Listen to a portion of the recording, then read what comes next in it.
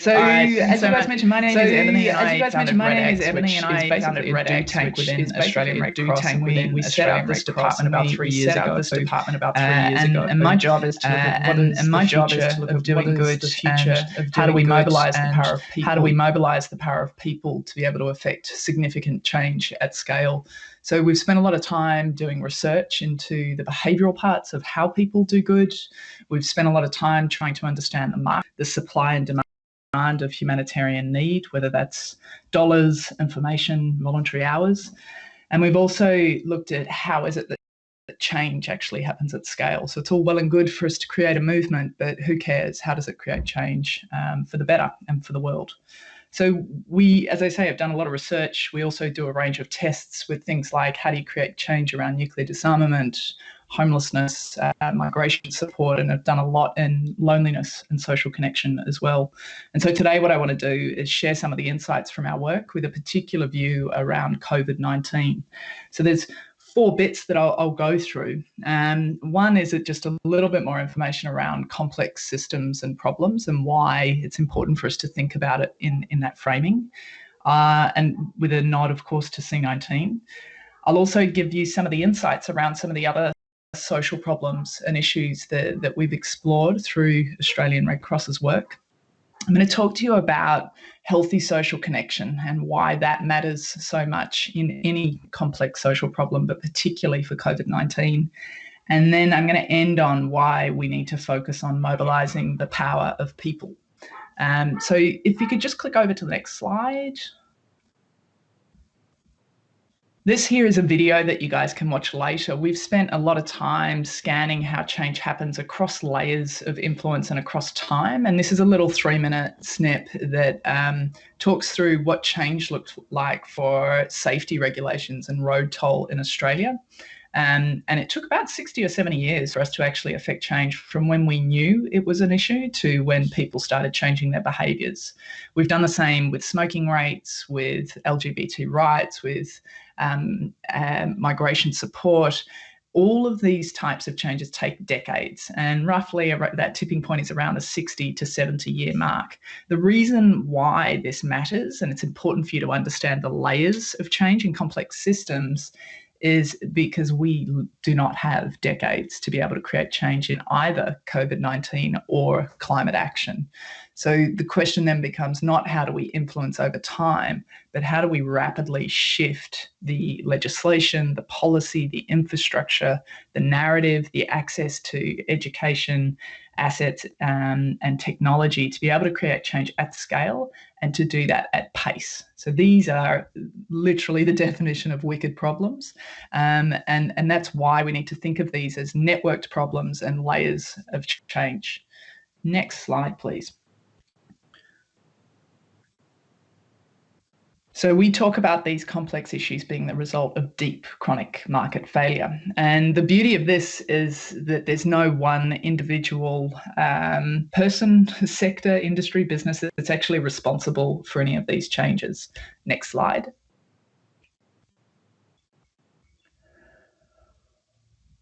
And because no one individual person or brand is responsible for the problem, that means that our solutions can't look at just one tiny part of the problem, whether that's COVID-19 or bushfires or any other social issue. We need to think across borders, we need to think across industries, and we need to think of different players from different sectors and industries to be involved and to be part of this. Next slide. So the way that we like to talk about it from a Red Cross perspective is that because of the complex nature of these issues, and COVID-19 is a really good example of this, the only way for us to solve for this is through the power of people. So we need to be able to access the hearts, minds, the wills of the masses to be able to create the behaviour change that we need to see through COVID-19 and climate action as well. Next slide, please.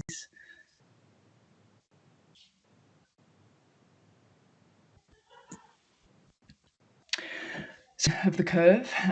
And this is a neat little GIF and I think the reason why is because I've spent a lot of my time talking about the exponential curve of the Singularity University folk and everybody else, and we've shifted from how do we create the curve to how do we important thing from a COVID perspective is that this isn't something that can just happen in one foul swoop. The role of time and extended time is what's really at play here. So the solutions we're designing for need to take into account how do we help people go through this over an extended period of time, which is likely to be months. And as you'll hear me talk about in a minute, the impacts of COVID-19 will go on far beyond the 6 months of isolation we're likely to have. So we really need to think about our solutions of how they can adapt to the needs of community over time. Next slide, please. So we take it as a given with COVID-19. We know from international research that physical distancing, self-isolation and quarantine are the effective measures to stop the spread of COVID-19. Interestingly, a lot of this research is internationally based because Australia has not gone through a pandemic before. So part of the challenge in an Australian context is we don't have the infrastructure or the governance experience to be able to do this really effectively. So quite a bit of the research in terms of pandemic management is really unknown. So that's where we're trying to marry up the behavioural insights we have with some of the global research around pandemics. So we're taking this as a given. We need to get people to physically distance and self-isolate, otherwise it will get much, much worse. Next slide, please. The other thing to think about, and we get this from a behavioural perspective, is getting people to do stuff is really hard. So we know that more than half of Australians want to do more good in the world, and yet all of the testing we've been doing over the last few years show us that in most instances outside of a crisis environment, our conversion rate is about 5%. So everybody says they want to do good, but everybody's got other stuff that they need to do, whether it's work, pay the bills, whatever it may be. In a crisis environment, we've seen that can increase to about 8 to 15%. So it increases, but slightly. And that number just there at the bottom, the 80%, that's how many people we need to effectively physically distance and self-isolate for us to really tackle this curve for the long term. So there's a bit of a gap for us to fill. Next slide, please.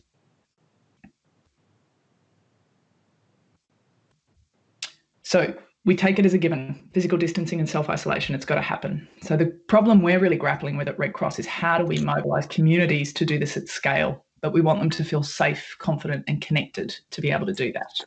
We know that these strategies are really effective, but they have a range of negative consequences as well that we don't even know in the Australian context, but internationally we know it's increases in isolation, increases in mental health, increases in physical health issues, disabilities and the like as well.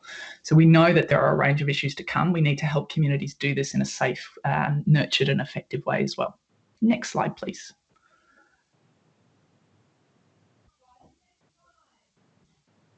This is just some of the behavioural evidence that we talk through. I'll leave that in the slide deck for you guys to check out later, but we'll keep kicking on. Now what I want to talk to you briefly about is lessons from other social change initiatives. So if we can kick over to the next slide, please. So this is a map, and we've done a lot of mapping work around how people actually take action. So everybody's saying they want to do more good, very few people actually do, but when they do, what does that behaviour and action look like? How is it that communities are responding and helping each other and supporting one another? This map was the bushfires over the recent summer here in Australia, and you can see Victoria and New South Wales. The black marks are where the fires were, and all of those colourful dots are the ways that people reported to us that they were helping one another at a grassroots level. What we learned from that was that the way people take action is quite diverse, and they like to do that in what I call hyper-local ways. So people were less likely to just hand over money to a charity like Red Cross or someone else, much more likely to bake a cake with their child, take it to their kindergarten, stand there for 6 hours, sell it for $20, $4 a slice, and then hand over the $20 to Red Cross. So people want to do this through existing networks, relationships and behaviours rather than going to the big charities or a big entity. We know that access to information is really unhelpful when it comes to amplifying the work of communities. So the mainstream narrative, and we're seeing this with COVID, is containment rates, the number of tests being done, but none of these data sets and insights actually spark action with people on the ground. None of them make it easy for communities to connect with one another and support one another. And the last 2 points here are that we know structured organisations can respond really quickly and they can scale up, but they do it in their own swim lane. So wildlife organisations respond in wildlife. Red Cross, we amp up our existing programs and services.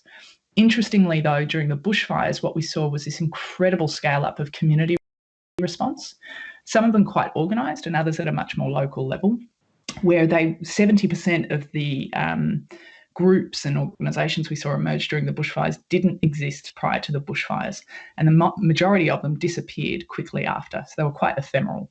So the community has this incredible ability to identify the gaps between what structured organisations and government are actually doing and to meet those needs really rapidly.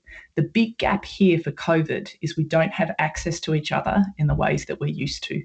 So we've overnight moved to much more hybrid experiences of connecting with one another. So we don't actually know how the people down the road are going. We don't interact with people at work or school drop-off or at the gym. So our usual cues to understand the well-being of our communities is gone. And this is the huge opportunity I see for tech to be able to help us solve around the needs and opportunities ahead. Next slide, please. This one talks through some of the specific barriers we see around COVID-19, and I'll let you guys read through this in a little more detail.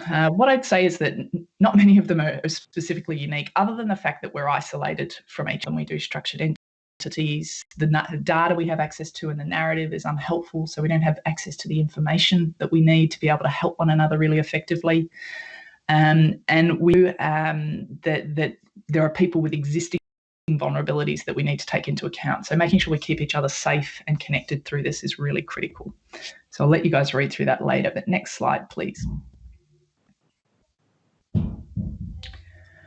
Overall, when we look at the various initiatives we've looked at, and this is the one that I guess I want to hit home to all our coding tech friends, is just because we want people to do something, just because people say they will do it, we know in a humanitarian context, the conversion intention to action gap is huge. So what we need to do to shrink that is make it easy. We need to reduce the number of decisions people are making. And incredibly, we need to position everybody as the solution. So we had everybody approaching Red Cross and others saying, where are the vulnerable people? I want to help them. We are all the vulnerable people in this. You know, it's not like family violence or exiting the justice system. Everybody is impacted to varied degrees on this, but we need to position everybody as being the solution rather than being the poor lone person affected by COVID-19.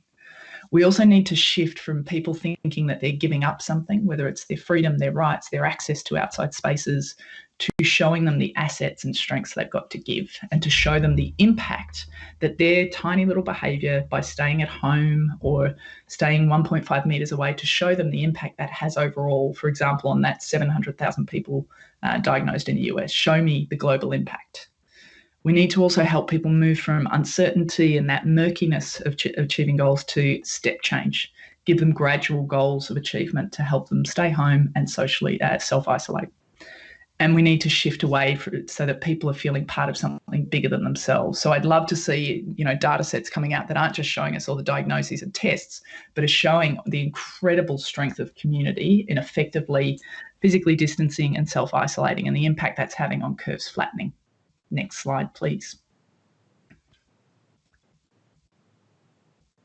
All right, so the last thing I want to talk about is social connection. And in RedX, I talk about the humanitarian sector becoming cause agnostic. So at the moment, we have mental health places, family violence, drug and alcohol, justice. They're all divided by individual problem. And the reality is complex social problems do not work like that. What we've found across all of the work we've done in these issues is that what runs through all of these is social connection. And there's an opportunity to disrupt the entire sector, to move from seeing people's deficits, so a victim of family violence or a criminal, to seeing their assets. So you've got connections in certain places that could give you employment, or somebody who could give you practical resources at home, or a roof over your head, or some extra cash. So we see the opportunity in social connection to be able to move to an assets-based view. Next slide, please.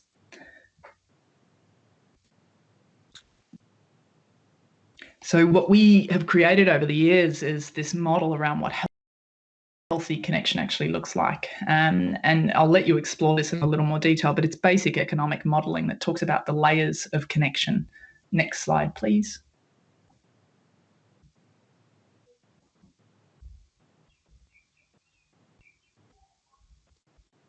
Next, yep.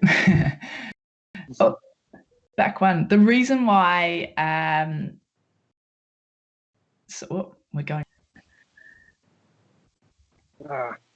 So the reason why social connection matters so much is because communities and individuals actually have the assets that they need in community. Our immediate response in an Australian context is to say, go to the service or go to the organisation. But what we will see and will continue to see through COVID-19 is that communities are incredibly resourceful. We are disrupting our sense of social connection incredibly so through COVID-19 by removing people from schools, workplaces, the gyms, all of the places we normally connect. We are removing the safety net of people that see us visibly and reach out to us and say, actually, are you really okay? We know that this has really significant impacts on our health, our happiness, and our well-being, with loneliness and social disruptions to your connections being worse for our health than smoking, drinking, and obesity.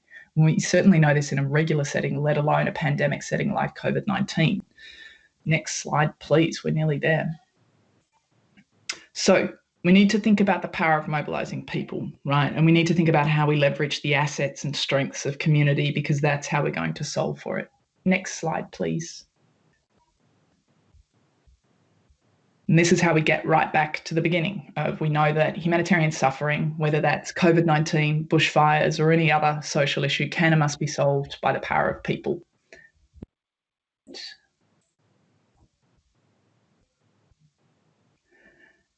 The other lesson I want you to take away is that getting people to do stuff is hard.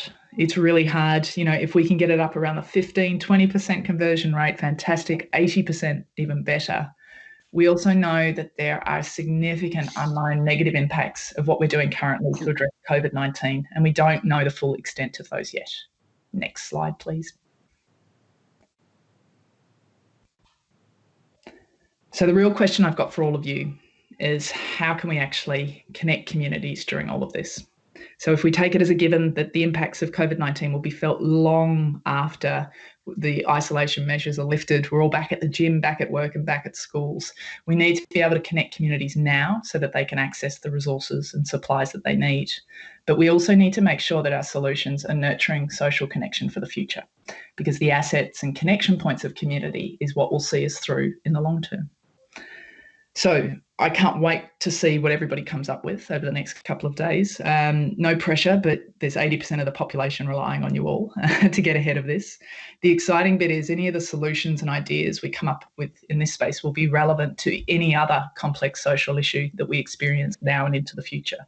So never have we been more challenged, but never will we be more prepared for the next issue that comes along.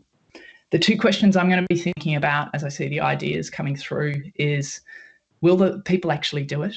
So people have all the good intent in the world, but will they actually take the action and do the thing you want them to do through your solution? And the other thing I'll ask constantly is, who cares? So the idea might be great, sparkly, sharp, sexy, but will it actually contribute to positive social change with the world?